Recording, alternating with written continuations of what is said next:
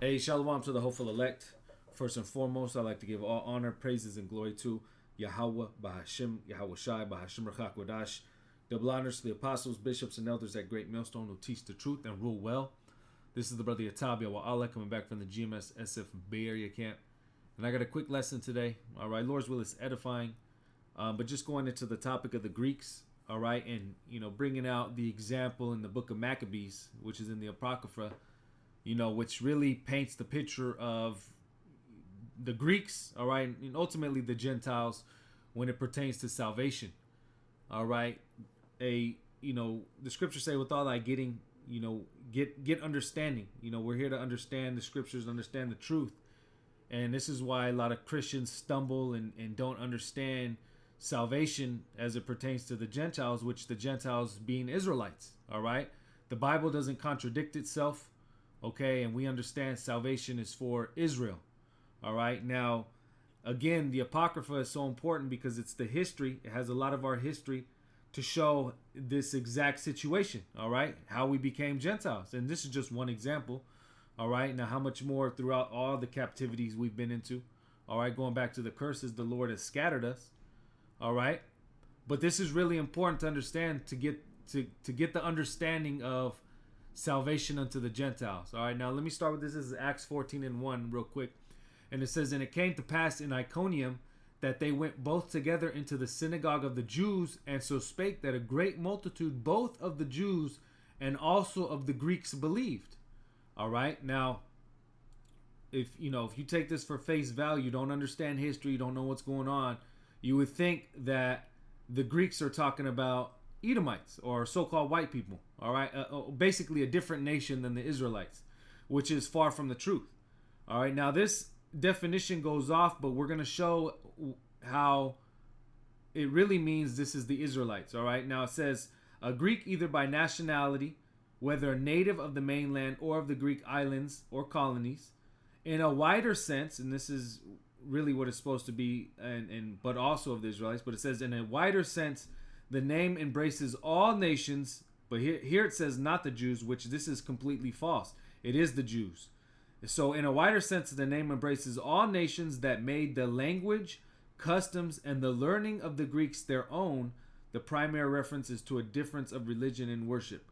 All right, so it says right here in the Strong's, Helen, Grecian, an inhabitant of Hellas, by extension, a Greek-speaking person. But see, Esau has to throw this in to throw you off, which this is a lie. It says especially a non-Jew. And again, we're going to get the example in the book of Maccabees. All right, so this is really all nations that made the language, customs, and learning of the Greeks their own. All right, now let me jump over here. Get rid of that. So you had believing Greeks, right? Now it says Galatians 3 and 28, straight to the point. It says, there is neither Jew nor Greek. And again, a lot of Christians like to bring this out, thinking that Greek is another nation, but it's that same word Helen. Just look it up. Yeah, Greek Helen, G1672, which again is all nations that accept the customs. It says, there is neither Jew nor Greek, neither is there neither bond nor free, neither is there male or female, for you are all one in Hamashiach Yahweh Shai. And if you be Hamashiachs, then are you Abraham's seed and heirs according to the promise. All right. Now, let me jump over here. 1 Corinthians 12 and 2, it says, you know that you were Gentiles, carried away unto these dumb idols, even as you were led. So we were called Greeks.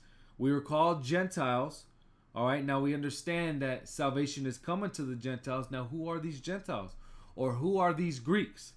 All right. What are these Greeks that believed? Why does the scripture say there is neither Jew nor Greek? What does that mean? All right. Does that mean that actual Greeks, all right, a different nation other than the Israelites can make it or are going to be saved? All right. No. And again, we're going to get the example. Just give me a second. This is 1 Corinthians 12 and 2. It says, you know that you were Gentiles, carried away unto these dumb idols, even as you were led. So again, we were called Gentiles, or we were called Greeks. All right. And when you get to this word Gentile, all right, is ethnos, which sounds like a lot like ethnicity. All right. It says, here's the correct definition. It says a multitude of individuals of the same nature or genius. All right, and that's the definition. All right, when it comes to the Gentiles as it pertains to salvation, it's a multitude of individuals of the same nature and genius. And what multitude of individuals are that of the same nature? They are Israelites. All right. So again, you have to understand history. You have to understand the curses. All right. Real quick in Deuteronomy, because we went off. All right. It tells you can read all the blessings. Now, what does it say?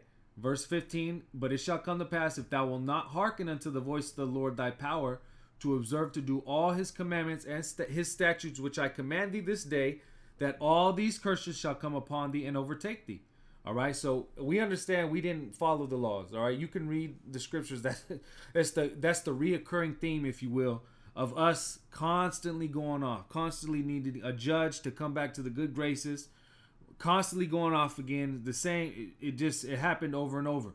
All right, and then ultimately until Yahweh Shai came back, which opened this back up. All right, to all Israel. All right, even the Gentiles. Now, who are those Gentiles? When you jump down here, one of the curses is what?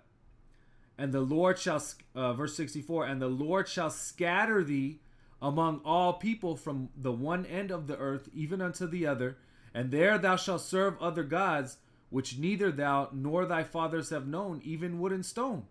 All right, so being scattered, being pushed through the four corners of the world, serving other gods, becoming those other nations, so to speak, all right, is part of the curses. All right, but does that take away from the fact that you're an Israelite? No. Even if you call your name after another nation, hence Greek, you still, by blood, by lineage, by seed, go back to the nation of Israel. All right, if your fathers go back to Abraham, Isaac, and Jacob. All right, so again, to get full understanding of who salvation is for, not only for Israel but for the Gentiles, you have to understand what Gentiles are being talked about when it comes to salvation. All right, because there is the natural born Gentiles, but then there is the Israelite foreigners, or the Israelites that accepted the nation's customs and were therefore what? Called Gentiles. All right, and again, we read that. I'll read it again in 1 Corinthians, the 12th chapter. All right, it says, ye know that ye were Gentiles, carried away unto these dumb idols, even as you were led. So we were even called Gentiles. All right.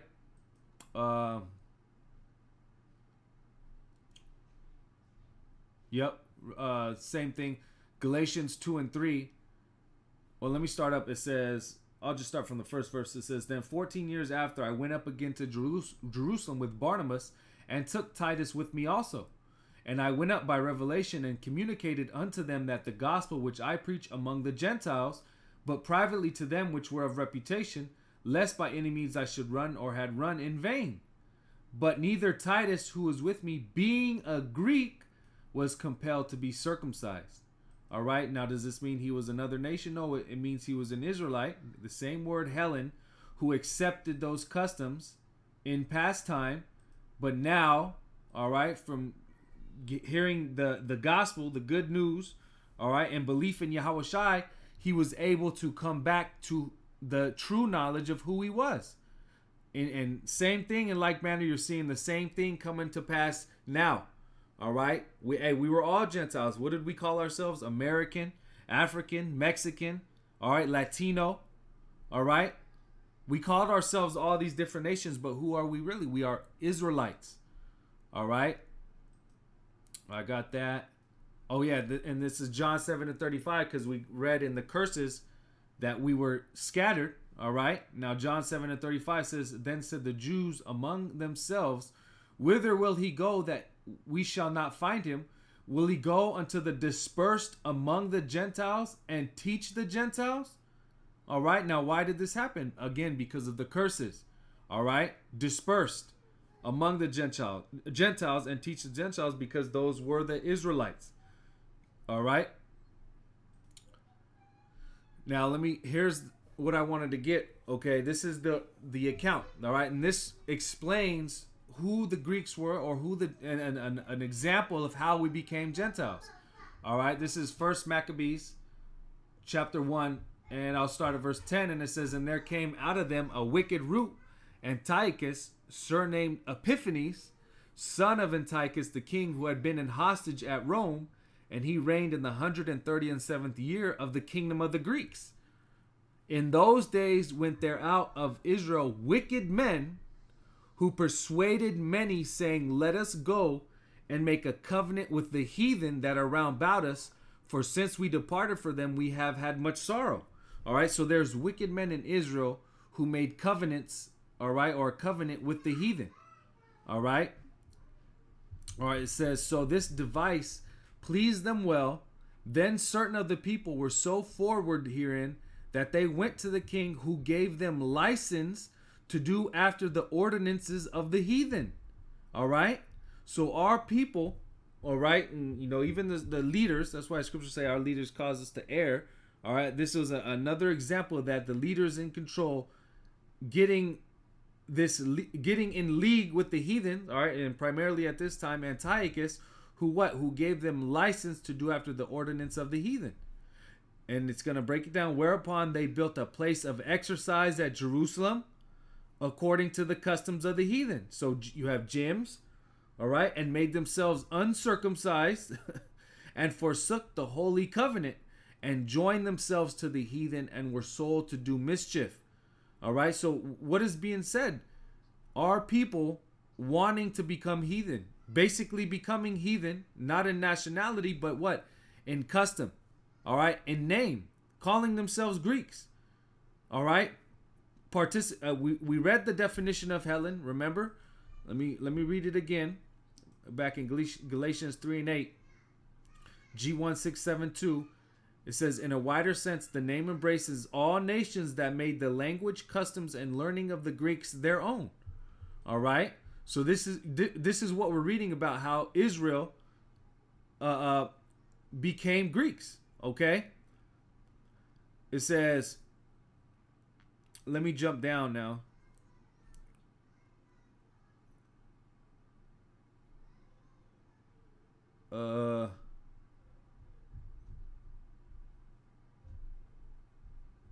Yep. Let me start at verse 41. It says, moreover, King Antiochus wrote to his whole kingdom that all should be one people. All right, which is that Hellenism. It says, and everyone should leave his laws. So all the heathen agreed. All right, again, the nations accepting the customs, calling themselves Greek, according to the commandment of the king. Yea, many also of the Israelites consented to his religion. So yea, many also of the Israelites consented to this religion. So not only did the heathen become and accept Greek customs, but also the Israelites. All right, so this is what it means when it says, it says neither Jew nor Greek. All right, there is neither Jew nor Greek, which is that word Helen. All right, this is what you're seeing. The Israelites consenting to his religion, practicing the heathen customs. It says, and sacrificing unto idols, and profane the Sabbath.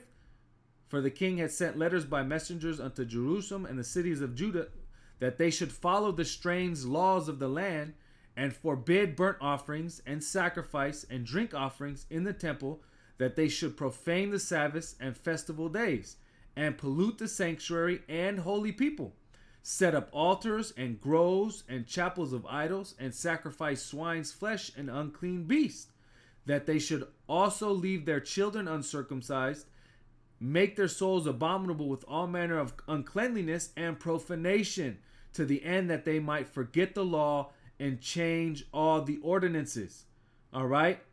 It says, and whosoever would not do according to the commandment of the king, he said he should die. So again, what's going on here? You're seeing a prime example of how our people are becoming Gentiles. All right. And primarily in this instance, becoming Greeks. All right. And what happens when you become of another nation? You start following their laws. You become unclean. You become unholy. All right. Now, in Yahushai's time, all right, and you could read this history in the book of Maccabees. You had, the Levites, all right, who fought Judas. Okay, I think one of them was Matthias. But you can read this history, and it shows you how they fought, all right, to gain back control and get this sickness out of here, all right, to get these wicked Israelites out of there, all right. First and second Maccabees, it gives you that history, all right. It's Simon, Judas, Eleazar, and I think Jonathan, Salaki, not Matthias. All right, but again, you read these books, and it gives you the history of how they got rid of that. So there were certain Israelites that maintained, their religion, so to speak, or their worship, or the laws, their heritage. But then you still had a lot of them who joined themselves unto the heathen. But does that mean that the promise and salvation didn't pertain unto them? Well, that's why Yahushua was set up as a sacrifice, so those who did do these customs and who called themselves Greeks still had the ability to be saved if they repented. All right?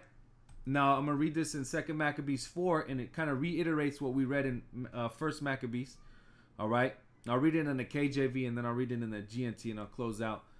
But this is 2 Maccabees 4 and 7. It says, "But after the death of Seleucus, when Antiochus, called Epiphanes, took the kingdom, Jason, the brother of Onias, labored underhand to be high priest." And this is some of that wicked men.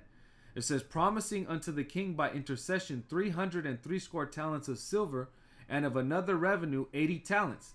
Besides this, he promised to assign 150 more if he might have license to set up a place of exercise," again those gyms, "and for the training up of the youth in the fashions of the heathen, and to write them of Jerusalem by the name of Antiochians. Which when the king had granted, and he had gotten into his hand the rule, he forthwith brought his own nation to the Greekish fashion, and the royal privileges granted of special favor to the Jews by the means of John, the father of Ptolemus, who went ambassador to Rome." It says, "For amnesty and aid he took away, and putting down the governments which were according to the law, he brought up new customs against the law. For he built gladly a place of exercise under the tower itself, and brought the chief young men under his subjection, and made them wear a hat. Now such was the height of Greek fashions, and increase of heathenish manners, through the exceeding profaneness of Jason, that ungodly wretch, and no high priest." All right. But yeah, let me just read that in the GNT, because it's a little bit easier to understand. All right, starting from verse 10.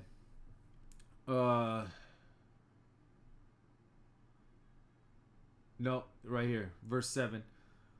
It says Jason introduced Greek's customs. It says and this is GNT, the Good News translation.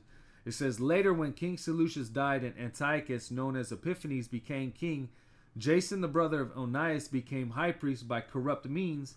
He went to see the king and offered him 27,000 pounds of silver, with 6,000 more pounds to be paid later. Jason also offered him additional 11,250 pounds of silver for the authority to establish a stadium where young men could train, and to enroll the people of Jerusalem as citizens of Antioch. The king gave his approval, and just as soon as Jason took over the office of the high priest, he made the people of Jerusalem change to the Greek way of life, Helen. He began by abolishing the favors that John had secured for the Jews from previous Syrian kings. John was the father of Ptolemus, who later went to Rome to make an alliance and to establish ties of friendship. Jason also did away with our Jewish customs and introduced new customs that were contrary to our law. With great enthusiasm, he built a stadium near the Temple Hill and led our finest young men to adopt the Greek custom of participating in athletic events. Because of the unrivaled wickedness of Jason, that ungodly and illegitimate high priest, the craze for the Greek way of life and for foreign customs reached such a point that even the priests lost all interest in their sacred duties. They lost interest in the temple services and neglected the sacrifices. Just as soon as the signal was given, they would rush off to take part in the games that were forbidden by our law. All right, it says they did not care about anything their ancestors had valued. They prized only Greek honors. All right, so again, you're seeing a prime example of how we became Gentiles. All right. So again, the same story over and over again. Where we depart from the Lord. We start getting into these heathen customs. We start going after these heathen gods. All right. And then what? We eventually call ourselves of those heathen nations. But through Yahushua and his sacrifice, all right, and the gospel being made known unto all Israel, even the Israelites that were calling themselves of the Gentile nations. All right. And in this instance, or this example, the Israelites that were calling themselves Greek. All right. So they still had the offer, all right, of the good news. All right. They still had to hear the good news. And again, we read about, especially in the New Testament, there was a lot of believing so-called Greeks, all right, which again were Israelites who used to call themselves Greeks or used to practice after the Greekish customs, all right, but by lineage they were Israelites, all right. But yeah, Lord's will, this was edifying. Like I said, I just wanted to get those examples and show how important it is to go into the history and understand the history to get the bigger picture of what the scriptures are talking about. All right. Like, again, the scriptures say, with all thy getting, get understanding. And we have to fully understand history and, what we did as a people. All right. To understand prophecy. All right. And to understand what's really going on. All right. To get the full picture. But again, Lord's will, this is edifying. Once again, I want to give all honor, praises, and glory to Yahweh, Bahashim, Yahweh Shai, Bahashim Rachak Wadash. Double honors to the apostles, bishops, and elders at Great Millstone. Shalom to the elect, and above.